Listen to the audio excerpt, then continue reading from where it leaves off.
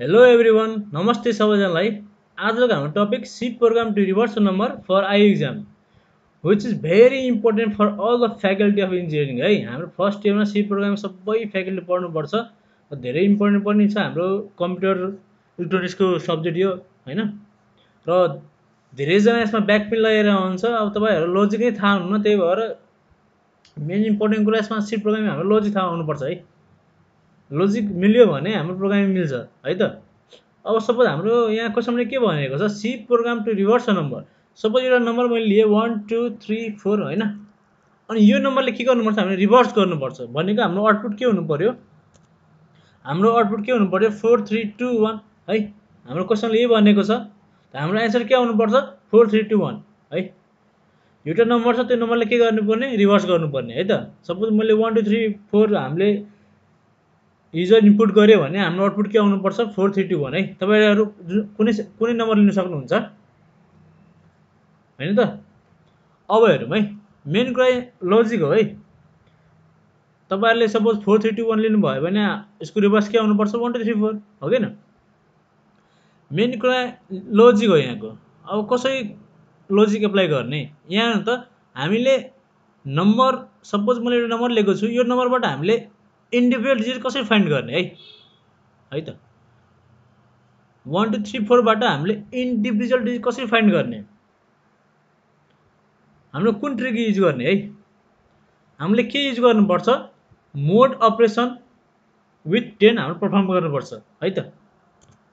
नोटमा हेरौँ त, for finding, यो कुरा इम्पोर्टेन्ट छ है, यो कुरा धेरै थाहा हुन्न। हाम्रो नम्बरबाट कुनै इन्डिभिजुअल डिजिट हैन पत्ता लगाउन हामी के गर्नुपर्छ, मोड अपरेसन युज गर्नुपर्छ विथ 10 है। For finding individual digit, for finding individual digit perform mode operation with 10 है त। यो धेरै ठाउँमा काम लाग्छ है, इन्डिभिजुअल डिजिट फाइन्ड गर्न धेरै ठाउँमा काम लाग्छ हामीलाई प्रोग्रामिङमा हैन। इन्डिभिजुअल डिजिट कसरी फाइन्ड गर्ने, मोड अपरेसन परफर्म गर्ने विथ 10 है। अब हेरौँ त, यो मोड भने के हो है। मोड भनेको हाम्रो के हो, रिमाइन्डर है। मोड भनेको हाम्रो के हो, रिमाइन्डर हो है त। मोड भनेको हाम्रो के हो, रिमाइन्डर हो।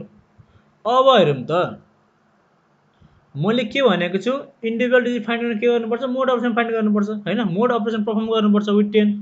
अब सपोज मैले यहाँ मैले एन एउटा भेरिएबल लिएको छु हैन, त एन के हुन्छ, एन पर्सेन्टेज 10 हैन। यहाँ त मोड अपरेसन विथ 10 है हो किन, मैले त यहाँ त्यही गरेको छु हो किन। अनि यो भ्यालु मैले आर मा स्टोर गरेँ। सब आर भनेको रिमाइन्डर है हैन। मोडले के दिन्छ, रिमाइन्डर दिन्छ हो किन। मैले यो भ्यालु कहाँ गरेँ, आर मा हामीले स्टोर गरेँ है त। अब हेरौँ त, हामीले यहाँ नम्बर एनको भ्यालु सपोज मैले कति लिएको छु 1 2 3 4, अनि यहाँ आर मा हाम्रो कति भ्यालु स्टोर हुन्छ, एन पर्सेन्टेज 10 भनेको यो हाम्रो 1 2 3 4 पर्सेन्टेज 10 हो नि त हो किन। यो भने के हो, रिमाइन्डर दिन्छ। यो मोड भने के हो, हाम्रो रिमाइन्डर दिन्छ हो किन। त हाम्रो यहाँ हेर्नुहोस् त, आरमा भ्यालु हाम्रो कति स्टोर हुन्छ, आरमा भ्यालु हाम्रो कति स्टोर हुन्छ, आरमा भ्यालु हाम्रो कति स्टोर हुन्छ, 4 स्टोर हुन्छ हो किन। रिमाइन्डर हाम्रो यहाँ 4 आउँछ नि त हैन। यो त गर्न आउँछ सबैजनालाई, सजिलो छ हो किन।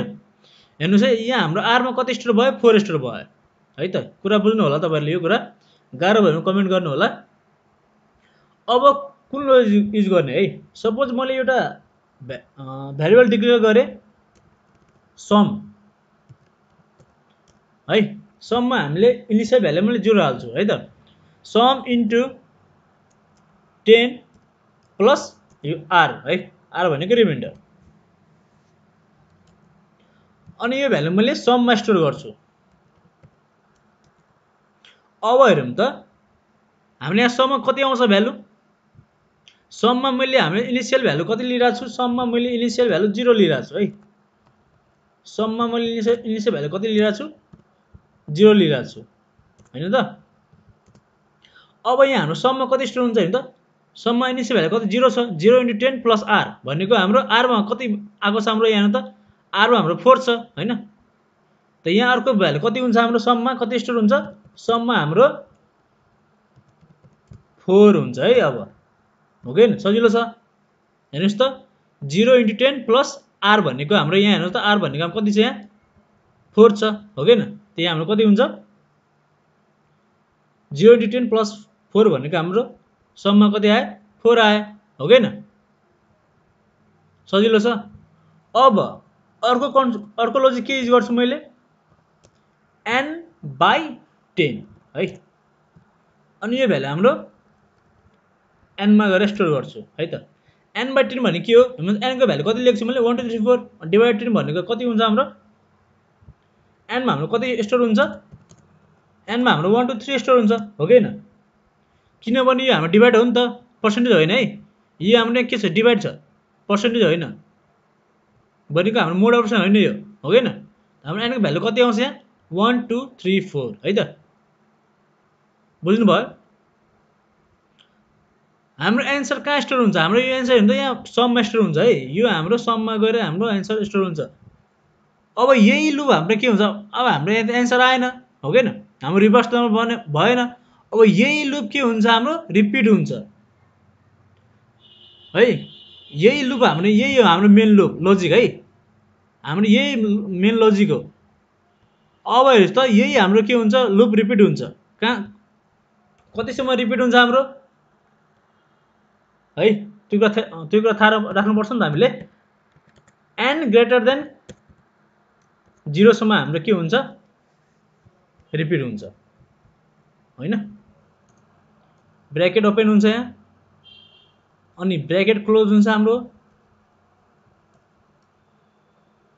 है। हाम्रो यही लुप के हुन्छ हेर्नुस् त यो लुप हाम्रो यही लुप हाम्रो के हुन्छ रिपिटेड हुन्छ कतिसम्म रिपिट हुन्छ n > 0 सम्म हाम्रो के हुन्छ रिपिट हुन्छ है त। अब हेरौँ त अर्को लुप हेरौँ त n को भ्यालु हाम्रो कति आएको छ यहाँ 1 2 3 4 1 2 3 4 पर्सेन्टेज 10 भनेको हाम्रो रिमाइन्डर कति आयो अब हाम्रो रिमाइन्डर फेरि कति आयो यहाँ हाम्रो रिमाइन्डर कति आउँछ यहाँ रिमाइन्डर 3 आउँछ हो कि हैन हाम्रो रिमाइन्डर यहाँ 3 आउँछ। अब हाम्रो यहाँ रिमाइन्डर 3 आएपछि समको भ्यालु कति हुन्छ सममा हेरौँ त 4 * 10 + r भनेको 43 r भनेको हाम्रो के छ यहाँ 3 छ हो कि हैन r भनेको हाम्रो के छ यहाँ 3 छ। हाम्रो सममा कति आयो फेरि सममा भ्यालु कति आयो 43 आयो हो कि हैन।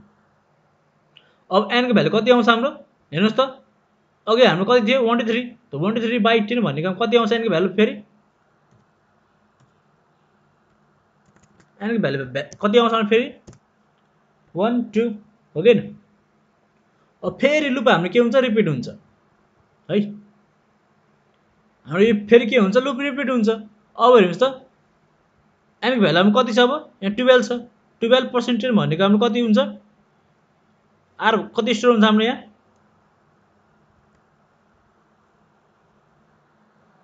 हैन r को भ्यालु कति हुन्छ हाम्रो यहाँ 2 हुन्छ हो कि रिमाइन्डर कति आउँछ 2 आउँछ हैन। अब सममा कति हुन्छ हाम्रो हेर्नु त अघि कति थियो 43 त 40 * 10 + r भनेको कति हुन्छ 432 हैन। सममा हाम्रो कति आयो 432 है। n को भ्यालु कति हुन्छ n/10 भनेको 12 / 10 हो कि हैन। यसरी हामीले लुप हाम्रो के हुन्छ रिपिट हुन्छ है त। यसरी नै हामीले के गर्न सकिन्छ सोल्भ गर्न सकिन्छ यसरी लजिकमा है।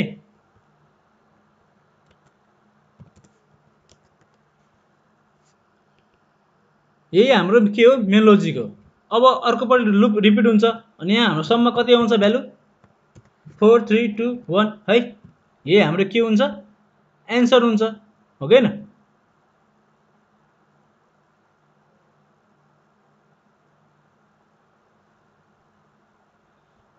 हेर्नुस् त सजिलो छ है। यही हाम्रो लजिक के हुन्छ रिपिट हुन्छ, लुप हाम्रो यही लुप हाम्रो के हुन्छ रिपिट हुन्छ। तपाईँले सिन्ट्याक्सहरू थाहा छ भने अब सजिलो हामीले प्रोग्रामिङमा गर्न सकिन्छ, हो किन? यही मेन हाम्रो लजिक थाहा हुनुपर्छ है त। होप तपाईँहरूले बुझ्नुभएको होला कुराहरू, सजिलो छ है।